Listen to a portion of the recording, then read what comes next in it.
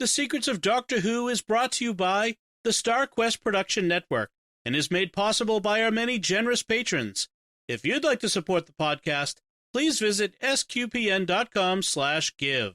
You're listening to The Secrets of Doctor Who, episode 185. One day, I shall come back. That's it. I've been renewed. Is when a Time Lord's body wears out, he regenerates. I'm a Time Lord. I'm not a human being. I walk in eternity. Braveheart. Change, my dear, and it seems on a moment too soon. Unlimited rice pudding. Physician healers. Wearing a bit thin. Fantastic. I am Scottish. I can complain about things. Ta-da! Ooh. Should be fine. Hi, I'm Dom Bettinelli, and you're listening to The Secrets of Doctor Who, where we discuss everything about the hit BBC series, Doctor Who. Today we're discussing the second of the two-parter, the 11th Doctor two-parter, called Flesh and Stone. Last time we talked The Time of the Angels, and this time it's Flesh and Stone. And joining me today on the panel are Jimmy Akin. Hello, Jimmy. Howdy, Dom. And Father Cory Sticha. Hi, Father Cory. How's it going? Very well, thanks. Folks, remember to like The Secrets of Doctor Who on Facebook, where you can find us at facebook.com/Secrets of Doctor Who. You can also retweet our episodes on Twitter, where we're at SQPN.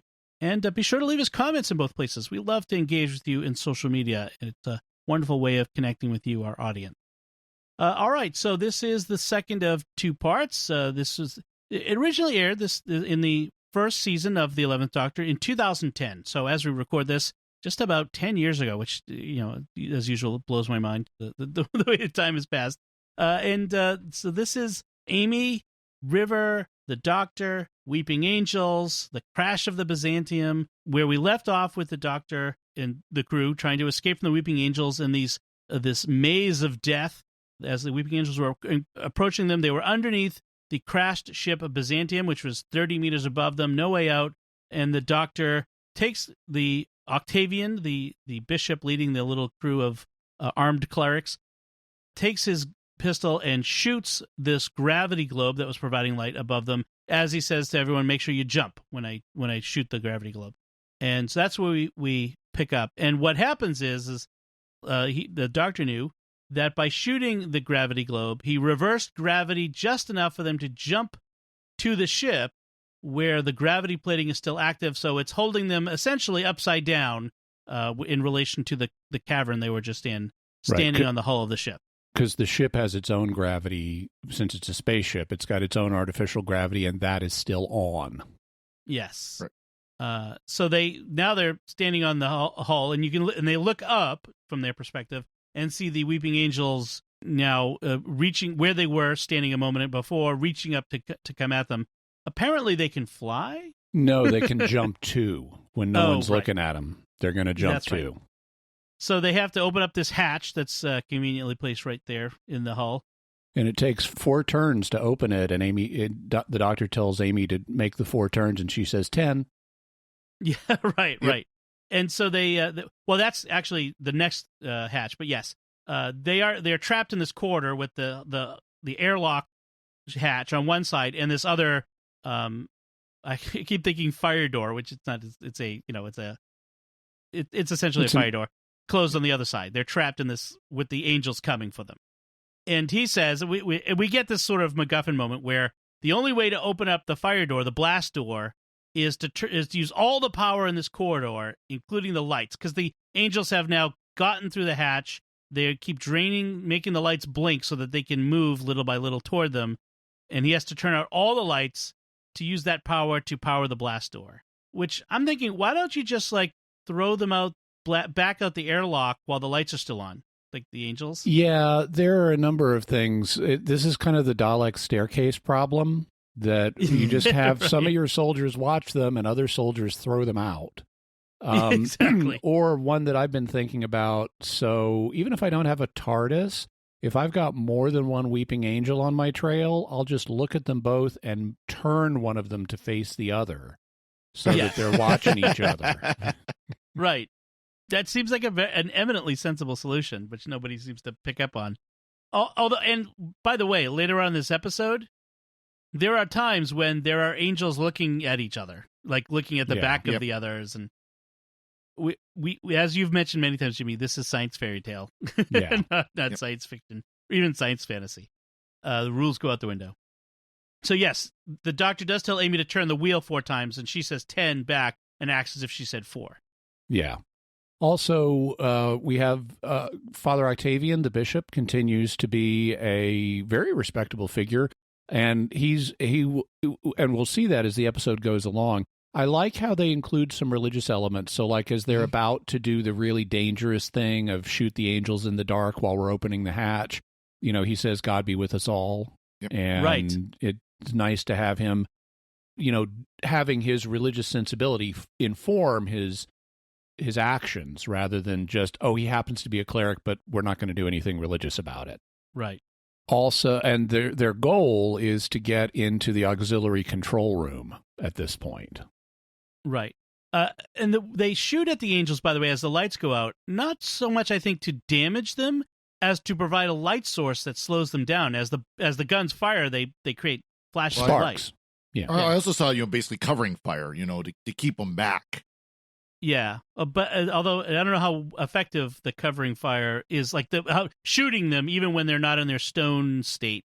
I don't know if that's effective. Well, they may not know that much about what they're like when they're not in their stone state. Later, we see evidence that they're movable stone, in which case you're creating a huge ricochet risk here.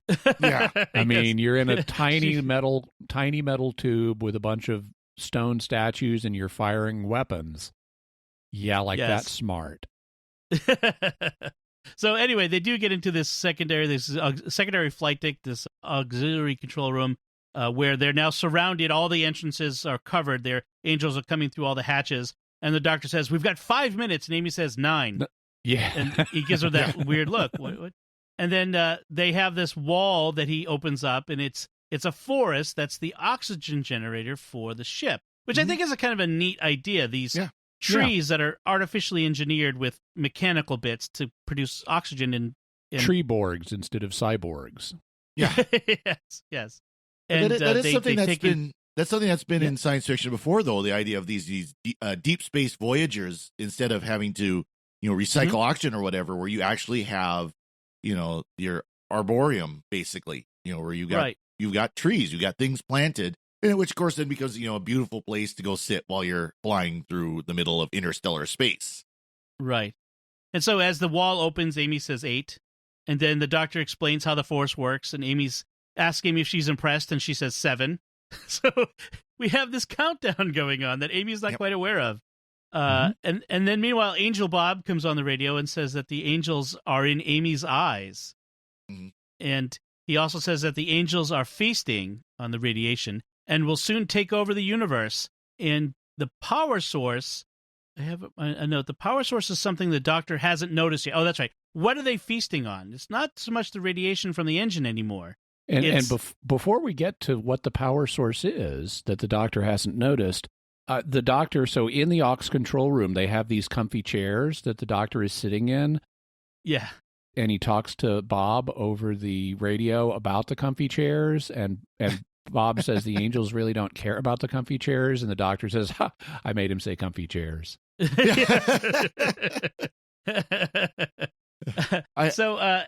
thing I did like, they talk about how the angel was in her eye, and they actually show the angel inside of her retina. I thought that was very effective, actually. Yeah, that was creepy and effective. See it in the iris of her eye. And the Angel Bob says he tells her this because I want her to be scared. And it's all the creepier because it's really the voice of really polite Sacred Bob, who is just he sounds nice, but it's really malevolent. It's really creepy. At this point, the doctor, Amy has gotten down to 3, and the doctor is talking to Bob, and he says, "Why are they making her count? To make her afraid, sir." "Why? For fun, sir." Yeah. Yes. It's just they want her scared just because it's fun to make her scared. And so he says they're feasting on this thing that the doctor hasn't noticed, and he turns around and looks over his head. We see the crack in the universe from Amy's bedroom, and it's getting bigger and wider as we watch. And it's the first time that the Doctor has seen one of the cracks in time since Amy's bedroom. Mm-hmm. We, the viewer, have seen them in each episode, but only when the Doctor wasn't looking. Right. In The Beast Below and Victory of the Daleks, as the TARDIS was flying away at the end of the episode, we would see it. So the Doctor stops to scan the crack while the others run into the forest to get to the primary flight deck, which is on the other side. That gives the Angels time to get in the room, and he tries to get away by looking back and forth with them, which shouldn't work, really, well, because they should be able to move fast enough. Some of them, you can at least neutralize some of them. Also, they're being distracted by the crack in time that they're feeding on. This is true. And they do grab the collar of his jacket at the last second, and he has to wriggle out of it and run away without his jacket. She never gets back, I don't think. Nope. So the Angels stop to feed on the crack energy. Well, he has it back for one brief scene. Yes. The Angels stop to feed on the crack energy, and but the Doctor says they shouldn't because it's pure time energy from the end of the universe. It's very bad for them. So that's a little PSA for all of you. Crack energy is bad for you. So just meanwhile, Amy is collapsing. She's falling apart. She can't move, go anywhere. She's kind of falling inward on herself. And this is where I made the note about the angel in her mind being a perfect evolutionary predatory trick. The Doctor says a living mental image in a living human mind, but we stare at them to stop them getting closer. We don't even blink, and that's exactly what they want. Because as long as our eyes are open, they can climb inside. There's an angel in her mind.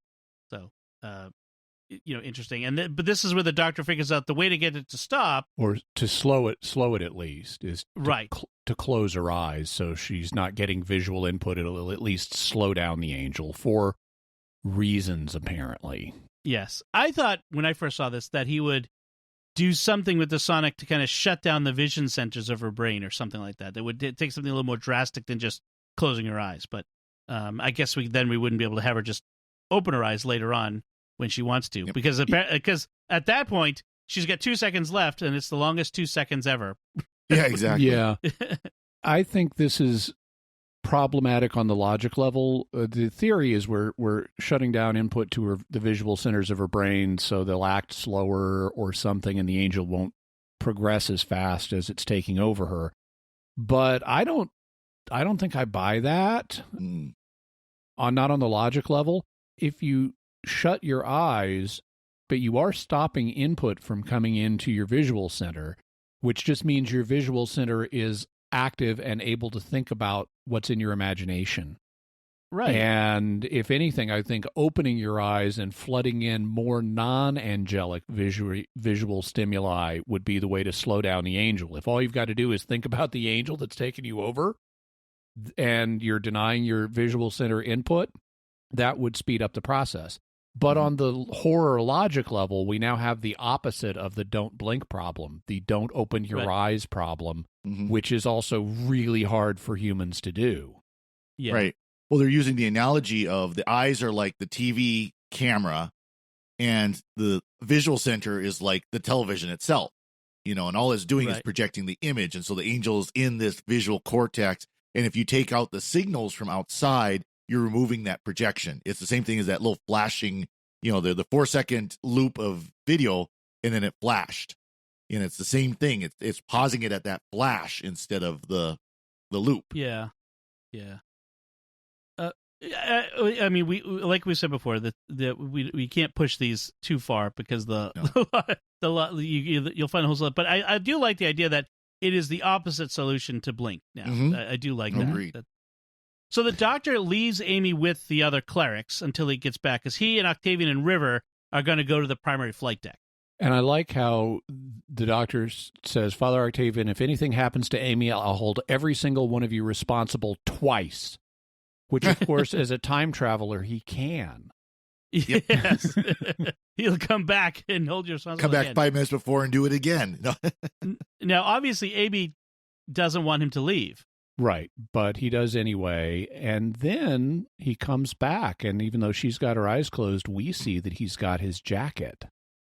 And then he leaves again after saying some kind of comforting things to her. And people looked at this scene and said, wait a minute, he's got his jacket back. That's a continuity error.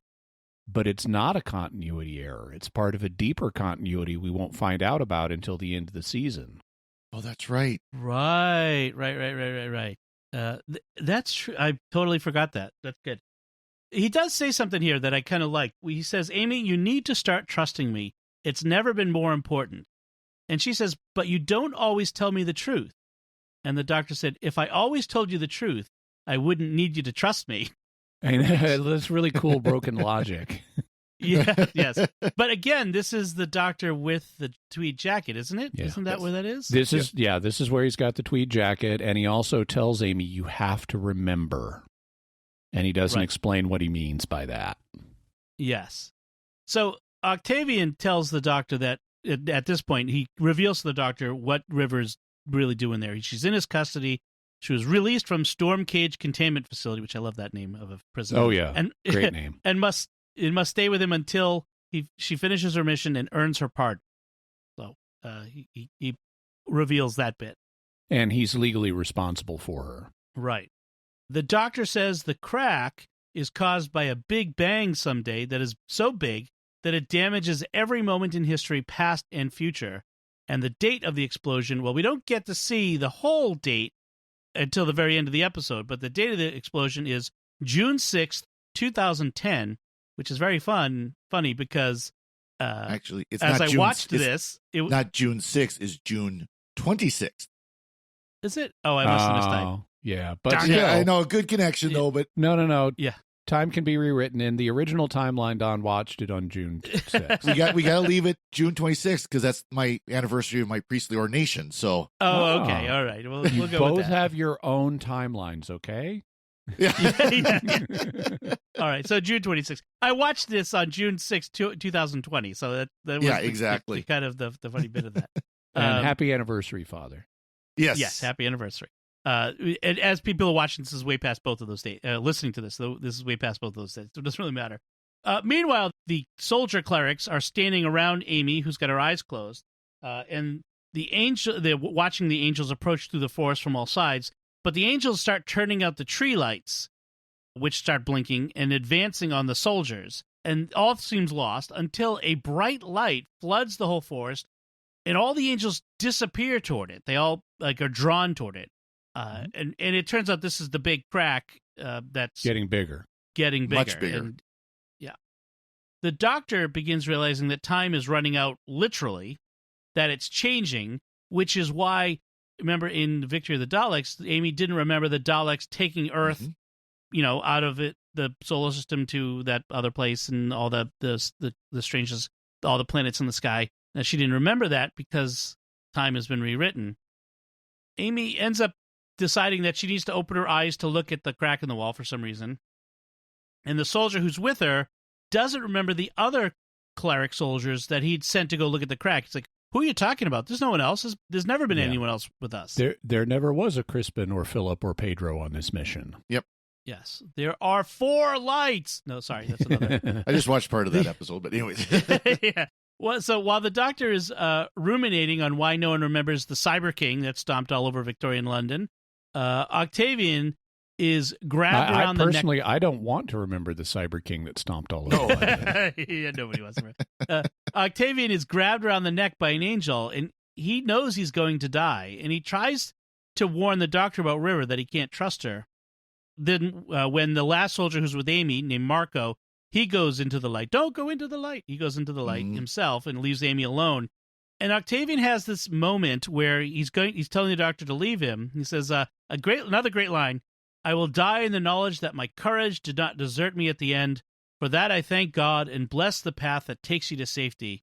And the doctor says, I wish I'd known you better. And Octavian says, I think, sir, you knew me at my best. Which it's a really good line. Yeah. Really good line. I really like that. Also, in the warning where he says you can't trust River, she was in Storm Cage because she killed a man. Yep. And he implies it's the doctor. Right. And I mean, that is in the subtext. It's not just something that we know in hindsight. He's implying it You can't trust her because she killed a man. Put the pieces together. Right. Right. A good man, a hero to many. Right. And then as the doctor is about to go, he like checks with Father Octavian and says, ready? You know, like, do you need another moment to live? And instead of saying ready, Father Octavian says, content. Yes. And that's when the doctor dives through the hatch and you hear this terrible sound effect of Octavian's neck being broken. Someone was just making a salad and snapping their celery. Come on. yes, there was a bunch of celery being snapped. Angels feed on 3 things. They feed on time energy, radiation, and salad. There you go. So the last soldier, Marco, finally disappears from Amy. He's on the communicator with her as he walked toward it, and then it went dead. She's alone now, and that's really effective because now she's on her own. She can't open her eyes. What's she going to do? Yep. And so the doctor calls her on the radio, and he wants her to walk toward him, and she needs to follow the sound of the sonic. He programmed the communicator so that as a direction finder, she'll hear the sound of the sonic when she's pointed in the right direction, or she will never have existed. So start walking. Meanwhile, the angels are now running from the time energy. They want to get away from it. They finally realized it's really bad for them. Crack is bad for them. Yeah. Crack is bad for them. So he tells Amy that she has to walk as if she can see the angels, because the quantum lock now is not something that's sort of automatic. It's they're doing it consciously, but when they think they're being watched. I wonder if it's a little of both, where they can initiate it themselves, or it's done, just by subconscious reaction, however you want to put autonomic. Yeah. Can the angels not hear the doctor telling her this? Well, they don't have a voice of their own. Maybe they don't process speech around them unless it's through someone like Angel Bob. That's true. When they're stone, right? When they're quantum locked. So at one point, Amy trips over a root, which you'd expect, and falls and can't find the communicator. And as this is happening, River turns to the doctor. They're in the control room now, and River turns to the doctor and says, this is never going to work. Yes. Trying to get Amy to them. And that's a very significant thing, especially what we know in hindsight, because that's her mom. Yep. Yes. And she's saying this is never going to work. From River's perspective, time is about to be rewritten, and it's going to have implications for her if her mom goes out of existence. That's it's true. The mom paradox. Right. So as Amy has fallen, the angels start to realize that she can't see them, and we see the angels moving toward her. Their head turning, they're moving. So this is the first time we've ever seen angels actually moving on screen. And this is the point I was talking about in the last episode, which is I think it undoes a little bit of the creepiness of the angels for me, because what makes the angels so creepy is that they move toward you when in the time between blinks, when you can't see them. They're creepiest when because you can't see them come for you. I think that's the thing that makes them really effective. What do you guys think? I don't know. I mean, I thought this was also pretty effective for the creepiness level, if nothing else, because it's something that's only done in this one scene. I mean, you see a couple of like the flash scenes where they're reaching into the trees, and it's like, they're moving a couple inches at a time into the trees as they're, only as the light flashing, only but between it's only light between out, flashes. This is the one time where you see him actually turn and look. Yeah. And I think that keeps it kind of creepy. Of course, in my headcanon, it's, when you watch the show, you're watching this all from the TARDIS's camera. And the TARDIS's camera apparently doesn't affect the angels. But, I thought it was creepy only because it's not something they go back to again and again and again. It's this one really intense scene, and all of a sudden they're turning, Yeah. I can go both ways on it. It doesn't, as Father says, the fact they don't keep doing it is part of what makes it work for those people for whom it works. Right. But it also won't work for everybody. But I see the resonance of, wow, we've never seen these things move, and now we see it move. Wow. On the other hand, I understand the counter argument, so I can see it both ways. Yeah. Because I think one of the things that made this monster most effective for fans is that we are in the story, in the sense of we are like the characters, because we are the angels are subject to the same rules when we look at them and look away as the characters are. So it makes them seem more real. I think that's what it is. But I get your point. They only do it the one time, and I think by not doing it more, it makes it it doesn't hurt it too much. At least we don't have to worry about an angel coming out of our TV screens, or do we? Don't do that to me. We only have one more episode of Weeping Angels left. Anyway, so just in time, just as the angel is reaching out to grab Amy by the neck, which is kind of a bit of a foreshadowing again, right? To Angels Take Manhattan. River gets the transmat that was broken in the control room. She gets it working and transports her to them. So that's River's solution to getting her to walk here is never going to work. We're going to beam her here. Yes, and that's after the doctor told her that the transmat was broken and couldn't be fixed in time. In your face, doctor. So the angels have now arrived at the flight deck, and they tell him, we've calculated that if you throw yourself into the time rift, you're a complicated enough space-time event that you'll close it. And River thinks he's going to do it, but he tells her and Amy to grab onto something. He tells them, well, look, if we threw every weeping angel into that it might close it too. And they don't realize that's his solution, is he's going to throw every weeping angel into it. Mm-hmm. Mm-hmm. And he also says to get a grip. Get a grip. Yeah, finally he says, River, Amy, get a grip. Yes, because he knows at this moment, the gravity plating in the ship, because everything in the ship's been failing, the gravity plating is about to fail, and everything turns sideways, because remember, the Byzantium is pointed straight down into the cavern. All the angels then fall into the crack below them on the other side of the forest, closing it. So this is coincidence that the gravity plating would fail right now, just at this crucial moment, and coincidence is lazy writing. Should have had his hand on the control switch for the gravity plating and turned it off. Simple fix. Right. It's way too convenient here. A little Deus Ex Machina. They could have done the switch. They could have done while I was monkeying around. I rigged up a timer, and you see 3, 2, 1, boom. Right. Something like that. They could have had a great moment where the doctor starts counting 3, 2. Yeah, exactly. And the angels say, "Why are you counting?" For fun. For fun. To make and her have afraid. That would have been. I think that would have been great. That would have been the best. Yeah. All right. So this is our solution. This is how the doctor takes care of the weeping angels and gets rid of them. Apparently, they've never existed at this point. Now that he's dropped them into the crack. Now there is a plot hole that we don't see until a couple episodes later about the fact that they can all remember the weeping angels, and it has to do with Rory. Well, doesn't the doctor say in this episode, though, that the reason you can remember certain things is because you're a time traveler now? Yes, and he says that. But they're inconsistent about that. Yeah, they're inconsistent about it. And towards the end of the season, it'll come up. Rory gets forgotten because he gets swallowed by the crack. Okay. But then he's also sort of not forgotten. Right. And for some reason, Amy must remember.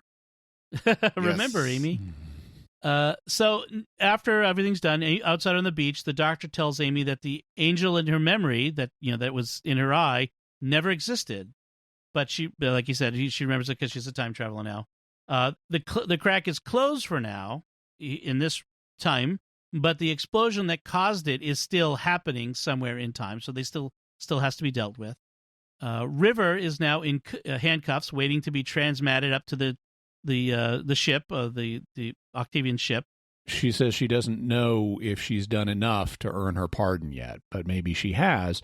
And that leads to a discussion of why she was in there, and she admits to killing the best man she's ever known. Right. And then she tells him that he will see her again soon when the Pandorica opens, and he says, "Oh, that's just a fairy tale." And she says, "Aren't we all?" In the Stephen Moffat era, yes. Right, exactly. He's pretty much telling us exactly what it is. And I have a note here, and I think we've already answered it, but does River know at this point who Amy is to her? And she must. She must. Yep.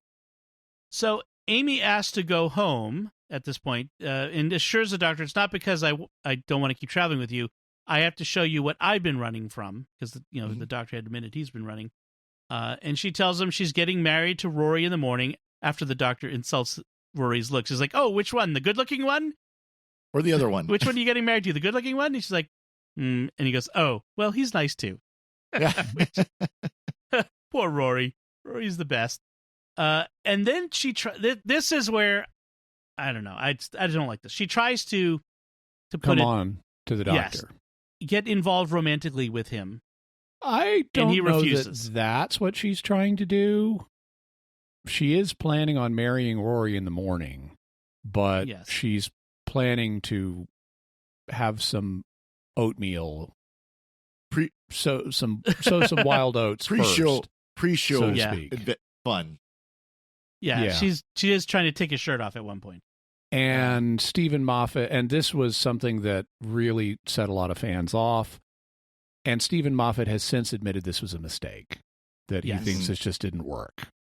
Well, I think they tried to get the, the Amy was kind of the crazy person who was living all alone for all these years and everything. I think they tried to bring a little bit of that back. Right. And it just didn't. And that connection to him as the Raggedy Man and her obsession with him through her whole life, that sort of thing. There is a kind of a fun little double meaning line where she says, "I've been thinking about what I really want, or about who I want." Get it? Who? Doctor Who? Mm-hmm. Yeah. Who I want? Yeah. But in the middle of it, of all of this, he stops her and he realizes that everything that is going on, the explosion in time, the crack in the wall, is all about her, and that the explosion that damages all of space and time occurs in the morning, on the day of her wedding day. So there's something about that wedding day that is going to be what causes this thing that damages all of time and space and eats up the universe.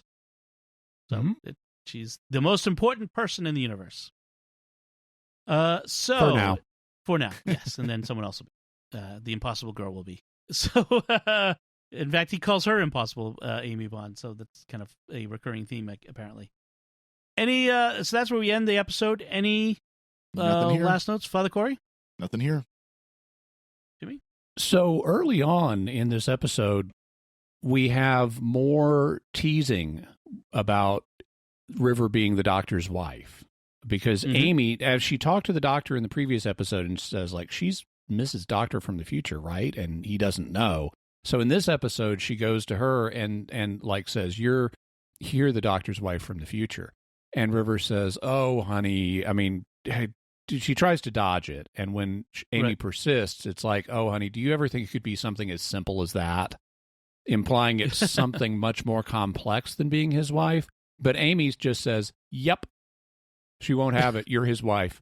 And so so we have these competitive themes in this episode about River's the doctor's future wife, but River can't be trusted and is going to kill him. And so we have these two juxtaposed messages about River, and I really like that. It sets up this dramatic tension for how are they going to pay off these two themes. I mean, she could just be a horrible woman that kills her husband, but I know the doctor can't really die, and they're not portraying River as a horrible woman. So there's got to be some much more creative solution to how all that is going to happen, and I really like the way they set that up. Also, there's just a ton of creative stuff in this two-parter. I mean, we've got the hallucinogenic lipstick, we've got the timey-wimey outer space rescue. We've got Amy hallucinating her hand. We've got the reverse being stoned. We've got the reverse of don't blink, don't open your eyes. We've got Sacred Bob talking over the radio. We've got Amy counting. There's just a ton of creativity in this. And I really admire that. As from my perspective, this is, as I said, the second best Angel story after Blink. Other people like it even more. For me, it's the second best, but I want to acknowledge just how much creative stuff there is in this. Well, that's one thing that Stephen Moffat's well known for, is some of the creative twists and things that he can put in. It's just at times, like we've talked about during these 2 episodes, his writing can sometimes get a little sloppy too. Yeah. That's one of the things that I noticed, and one of the differences between Davies and Moffat is just how snappy the dialogue is, how great the dialogue is, and sometimes to the detriment of the narrative, of the plot.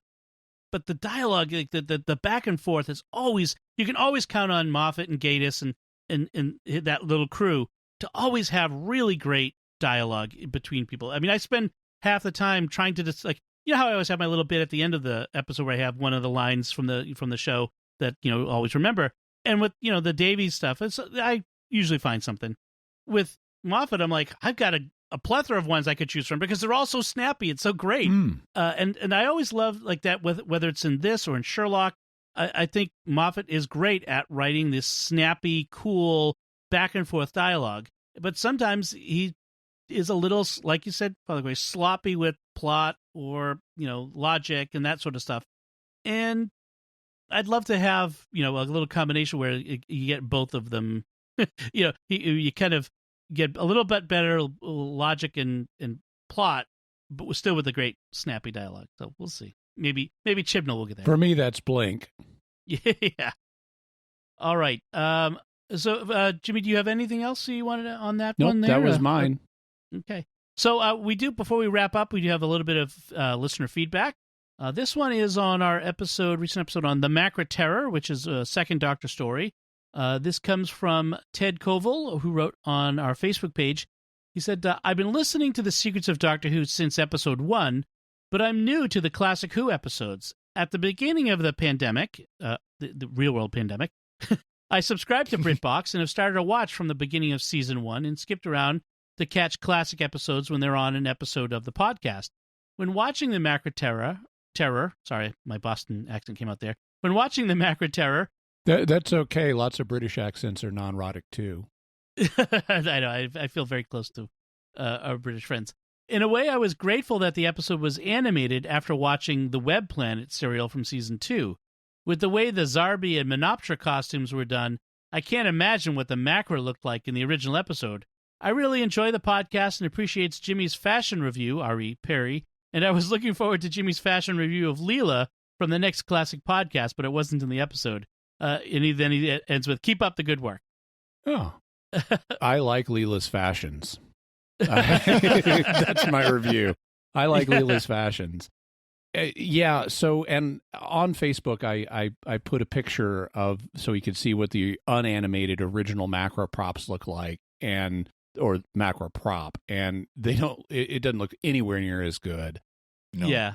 I do like, though, he mentions the Web Planet, which is a first Doctor serial that we haven't reviewed yet, and on the Web Planet, the Doctor and Barbara and Ian and Vicky, I think at that time, go to a planet that is inhabited by insects, by intelligent insects. And there's kind of an ant-based insect race and a moth-based insect race, and they have kind of like an aphid-based race that are their cattle. They're not fully sentient. And it's 1960s children's television budget, but wow, is it ambitious. Yeah. And I don't care that this doesn't look perfect, you know, that at one point one of the ant-based creatures bumps its head on the camera. You know, this is just, I just admire the moxie of the Web Planet of let's put all this multiracial insect alien civilization on screen. I love it. Yeah. Yeah. There are episodes in the early classic where it really looks good, like the Mayan episodes of the first. That was fantastic. About. Yeah. I mean, the episode where the TARDIS's size thing malfunctions and they all come out tiny. Yes, and all those giant props that they built. Yeah, I mean that was all really well done. But yeah, I agree. I never saw the Macra Terror, any bit of it in its original form. Any of the photos. I really enjoyed the animated version. I think it was. I'd love to see more of the classic stuff that we've lost animated, and because it shows you how good the stories themselves were, that they could hold up. It's clear that the BBC is making a conscious effort for, because was it about a year or two ago that Power of the Daleks came out, Macroterra came out. Faceless ones are coming out shortly. I mean, so they're making an effort to go back to these stories. And I think they're focusing more on the second Doctor because the second Doctor's more popular than William Hartnell was. But eventually, I'm sure they'll go back. Also, more of his tenure is missing. Yeah. Right. So, I mean, but it's nice that they're making this conscious effort. Yes, it would be wonderful to be able to jump into TARDIS and go watch these episodes as they aired, the original recordings. It's not going to happen. My DeLorean's broken down, so we're just going to have to watch the video. Now, I do have to ask, though, Dom, if Macroterra was in Boston, would they be giant lobsters? Yes, hopefully. And then we'd have a wonderful feast at the end of the episode. Yeah. Actually, my hope is that there's some abandoned warehouse in Kenya or in Australia or somewhere in the former Commonwealth where all of these reels of all of these old Doctor Who are sitting just waiting to be rediscovered. They still find them. What was, I guess it was probably about 10 years ago was the last major catch of the second Doctor's episodes they found. So, I mean, including Enemy of the World, which is a great one. Yes, it is. Yeah, I got that one on iTunes when that first came out. I mean, it's a great one. We'll get to it eventually. It's a great story. Well, thanks, Ted, for the feedback, and I'm really glad that you're enjoying the classic episodes. I mean, this is one of the things reasons why we started going back to those is because, in this time between New Who, there's all this great stuff that's out there, and plenty of people who only came to Who during the New Who, like me, have a chance to go back and enjoy 50 years worth of Doctor Who. So I'm glad to hear. And those of us who grew up watching classic Who, we get to go back and watch them again, and probably been 30 years since we've seen them. Right. Excellent.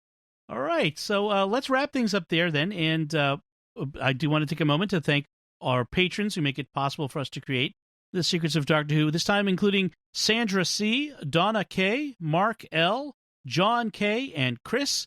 Their generous donations at sqpn.com/give make it possible for us to continue The Secrets of Doctor Who and all the shows at StarQuest. You can join them by visiting sqpn.com/give. And as always, we'd like to thank Victor Lambs, who edits the show for us every week. So that's it from us. So what did you think of this second of two parts from the 11th Doctor, Flesh and Stone? You can let us know by commenting on the show at sqpn.com or the Secrets of Doctor Who Facebook page, or send us an email to drwho@sqpn.com. We'll be back next time when we'll be discussing Earthshock. Until then, Father Cory Sticha, thank you for joining me and sharing The Secrets of Doctor Who. Thank you, Dom. Jimmy Akin, thank you as well. Ooh, I'm all shook up. Thanks, Dom. And once again, I'm Dom Bettinelli. Thank you for listening to The Secrets of Doctor Who on StarQuest. And remember, we're not achieving anything. We're just hanging. It's nice in here. Consoles, comfy chairs, a forest. How are things with you? We've got comfy chairs, did I mention? Right. This is going to be fun.